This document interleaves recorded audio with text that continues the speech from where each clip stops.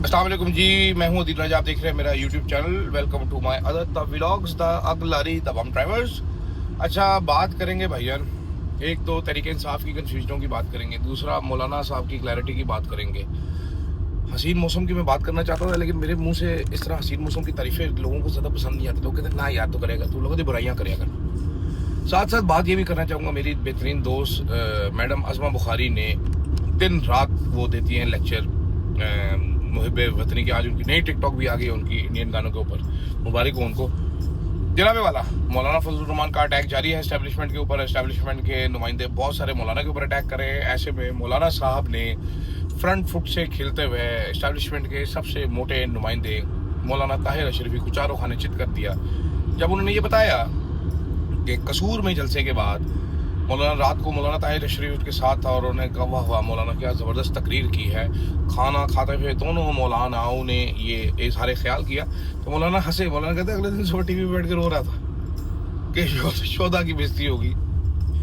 और मौलाना ने उसके बाद मौलाना बड़े गुस्से में आ गए। मौलाना ने कहा भाई मैं इत्तेदाल की बात करता हूँ, मैं इस तरह की बातें नहीं करता।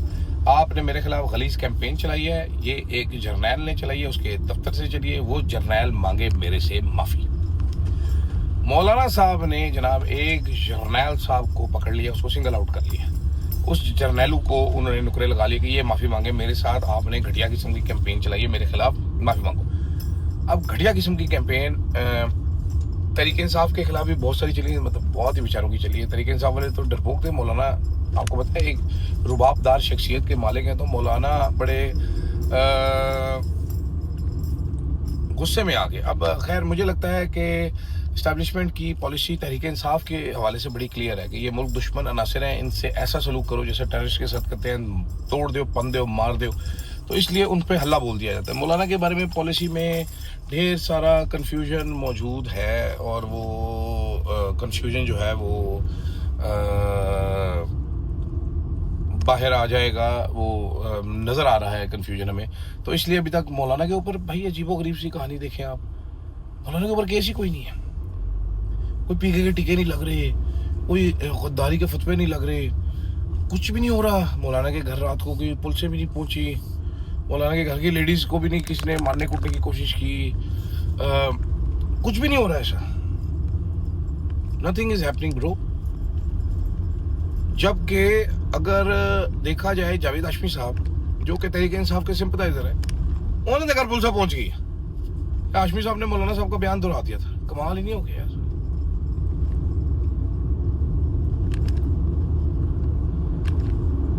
आप मुझे बताएं, कमाल ही नहीं हो गया? कैसे कैसे समझें इस सारी कहानी को?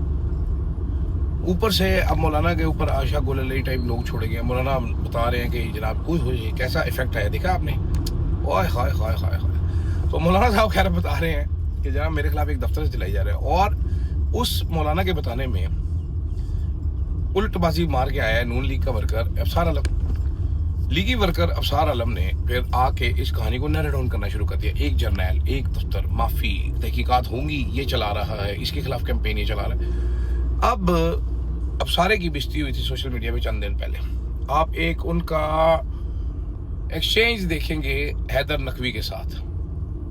हैदर नकवी के साथ जो एक्सचेंज था, फिर उसमें अफसार आलम ने एक नाम का इस्तेमाल किया, ये नाम मैं समझा ये बोल रहा है, ये इसने जवाब लिखा है, ठीक है। तो पहली चीज़ जो आपको क्लियर होनी चाहिए वो ये है कि टाउट आपस में लड़े हैं उसमें, और एक टाउट ने दूसरे टाउट के सोर्स को एक्सपोज करने की कोशिश की है कि तू इसकी बेस पे उछल रहा है तो ये ले, नेम थ्रोइंग की है। तो अब सारा जो है वो अपना पर्सनल स्कोर सेटर कर रहा है। अभी मैं आपको बड़ी बारीक वारदात समझा रहा हूँ, इतनी बारीक वारदात है कि इससे बारीक तो वारदात पैदा ही नहीं हुई कोई जो की गई है यहाँ पर। मुझे समझ आ गई, इसलिए आपको एक्सपोज करके समझा रहे लाए अपन के नून लीग क्या करवा रही है। मैं बार बार कहता हूँ, एक बार फिर मुझे कहना पड़ेगा कि बड़े दुख की बात है कि इस्टेब्लिशमेंट ने नून लीग के लिए क्या क्या नहीं किया, और नून लीग बीच मझधार में उनको सियासी तौर पे तनहा छोड़ के भागती। कमाल है। दूसरी तरफ तहरीक इंसाफ की मैं एक बात करना चाहता हूँ यार। तहरीक इंसाफ के चंद लीडरान हैं जो कि इस टाइम भी मुल्क से बाहर होंगे, शायद उनमें से चंद एक मिसाल ले लें जी। शेर अफजल मरवत साहब जब चाहे मुल्क से बाहर जा सकते हैं। कोई रोक टोक नहीं है। शेख वकास अगर KPK से बाहर नहीं आ सकता। चीफ मिनिस्टर सुहेल आफरीदी का नाम ECL पे है, वो मुल्क से बाहर नहीं जा सकता। असद कैसर साहब मुल्क में ही नहीं आते, जब दिल करता है चले जाते हैं। और अब्बास पप्पी साहब जब दिल करता है चले जाते हैं। तो ये क्या कहानी है चोई साहब? ये दो किस्म की तहरीक इंसाफ है। आई एम प्रिटी श्योर वो शेख रशीद बेचारा उम्र पे जाना चाहता है, उसको ला लें दे के चलो उतर श्री मज़ारी साहिबा, even for that matter Fawad Chaudhry साहब ने तारीफें कर करके एस्टेब्लिशमेंट की, तो एस्टेब्लिशमेंट के लोगों की भी, चंद अपने दोस्तों की भी तारीफें करके, सरफराज बुगटी, फैसल वाडे टाइपों की अपनी सियासत का बेड़ा गर्क कर लिया उन्होंने। नहीं जा सकते, इज नॉट अलाउड। उसने भागना भी कहीं नहीं है फवाद चौधरी ने बेचारे ने। मुराद सईद घर से बाहर नहीं आ सकता जिधर वो छुपा हुआ बेचारा, लेकिन असद कैसर साहब बर्मिंघम में जाके पिज़्ज़े खा सकते हैं, कोई अपार्टमेंट देख सकते हैं। अब मैं आपको इसके पीछे पूरी जो लंगर कप वहां पर चलती फिर असद कैसर साहब बड़े गुस्से हो जाएंगे, फिर बड़े गुस्से हो जाएंगे। इस टाइम पे बड़े सरमायाकार है बर्मिंघम के, कहा यह जा रहा है। और ये मुझे मतलब मैं खुद नहीं कह रहा, ये लोग बता रहे हैं, और लोग जिस तरीके से बता रहे हैं, जो बातें साथ कर रहे हैं, वो बातें भी बड़ी हौलनाक किस्म की बातें लगती हैं कहने में। तहरीके इंसाफ इधर मझधार में फंसी हुई है और उधर असद कैसर साहब बर्मिंघम में फिर रहे होते हैं। हर जब देखो बाहर होते हैं, जब देखो बाहर होते हैं। आपने कोई तहरीक लीड करनी है, कोई तहरीक चलानी है, कि आपने क्या करना है। ठीक, इंटरेस्टिंग चीज़ है। आगे आ जाए, आज जुडिशल कमीशन का इजलास होना है। इजलास पे जनाबे वाला, अब ये दो नंबर देखें, अली जफर साहब, मेरी इत्तला के मुताबिक लीगल कमेटी में रो रो के उन्होंने टप भर दी आंसू से अपनी, कि हमें लीगल कमेटी में जाना चाहिए। बाकी सारे कह रहे नहीं जाना चाहिए, एक बंदा अकेला रो रहा है बैठ के, मैंने लीगल कमेटी में जाना चाहिए। भाई अब बंदा पूछे तू लीगल कमेटी जुडिशल कमीशन के इजलास जाके की करना है? तुम्हें क्या मिल रहा है वहां पर? जज भर्ती होने, तुम्हारे वोट की कोई वैल्यू नहीं है, तुम्हारे नॉमिनेशन की कोई वैल्यू नहीं है। कोई बंदा सीरियस बंदा जो कंटेंडर है वो तुम्हारे हाथ से नॉमिनेट नहीं होना चाहता। तुम अपने ताल्लुकात के लिए, अपनी बनाने के लिए तुमने फैसला कर लिया हुआ कि जनाब वाला 6.7 अब हम जाएंगे। क्योंकि आपका चैम्बर चलता है। वैसे कभी कभी तो लगता है इमरान खान अपने खुद की वजह से ही जेल में है। ये मेरे वीडियो का टाइटल ही होना चाहिए कि ये इमरान खान साहब ने जो बंदे चूज किए ना, खान साहब डिजर्व करते हैं जेल में रहना। इनको 6 महीने वो रखे ताकि इनको समझ आ जाए कि बंदे कौन से लगाने। जेड़ा बंदा लगाते वो अजीबो गरीब ही निकलता। उन्होंने सुहेल आफरीदी लाया, वो कहता मैं इश्क इमरान में मारा जाऊंगा। अच्छा जी ठीक है। उसके बाद वो ना इश्क इमरान मिला, ना हमें सुहेल आफरीदी मिला। मतलब कि अंदाजा आप करें, चोई साहब को समझ नहीं कोई आती पी, समझ नहीं अशनी पी है कि क्या हो रहा है क्या नहीं हो रहा।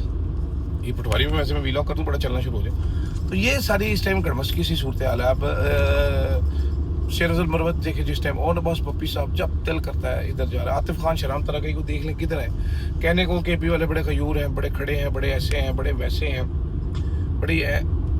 प्रेस कॉन्फ्रेंस करने के बावजूद फवाद चौधरी या श्री मज़ारी बाहर नहीं जा सकते, लेकिन असद कैसर साहब जा सकते हैं बाहर जब दिल करे। ये कैसी लॉजिक है कि ये बंदा नहीं जा सकता, इसमें ये खराबी है, इस बंदे में कोई खराबी नहीं है, बंदा जा सकता है। जब परवेज खटक साहब ने प्रेस कॉन्फ्रेंस की थी तो असद कैसर साथ बैठे थे। ये कहते मैं अड़ गया था कि मुझे जान से मार तो मैं नहीं करूँगा। तो उसके बाद आपको बाहर कैसे जाने देते हैं, मुझे ये नहीं समझ आती। आपके ऊपर कोई रेड शेड भी नहीं होता, आपको गिरफ्तार भी कोई नहीं करता। तो ये बड़ी कंफ्यूजिंग सी चीज़ें हैं। PTI के अंदर बड़े तजादात हैं, ये खुद भी देखने पड़ेंगे। फिलहाल के लिए इतना ही, मुझे दीजिएगा इजाज़त। अल्लाह हाफिज़।